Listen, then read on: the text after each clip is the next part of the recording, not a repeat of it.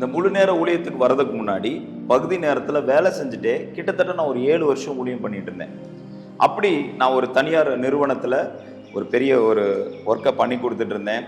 அப்போ ஒரு அரசாங்க அதிகாரி, மிக உயர்ந்த பதவியில் இருக்கிறவங்க, அவங்க எனக்கு பழக்கம் ஆனாங்க.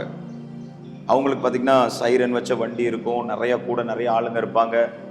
அப்போ அவர் வந்து என் கூட ரொம்ப க்ளோஸாக பேசுவார். என்னன்னா அவருக்கு ஜீசஸை ரொம்ப பிடிக்கும், ஆண்டவரை பற்றி ஏதாச்சும் பேசிகிட்டே இருக்கணும்னு நினைப்பார். ஸோ அவரோட ஆஃபீஸில் என்னை கூப்பிடுவார், உட்கார வச்சு நிறையா காரியங்கள் பேசிகிட்டே இருப்பார்.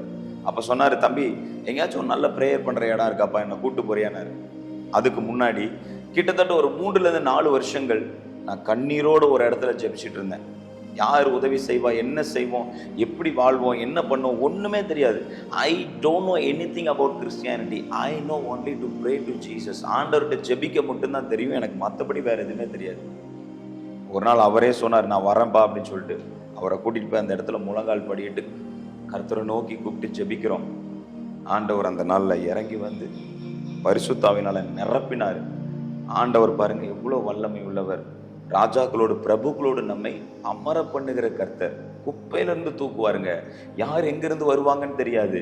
ஊழியத்தை செஞ்சோம்னா கர்த்தரே நமக்கு மகிமை கொடுப்பார். ஹல்லேலூயா. கர்த்தரே நம்மளை ஆசீர்வதிப்பார். God bless you. கர்த்தர் உங்களை ஆசீர்வதிப்பார்.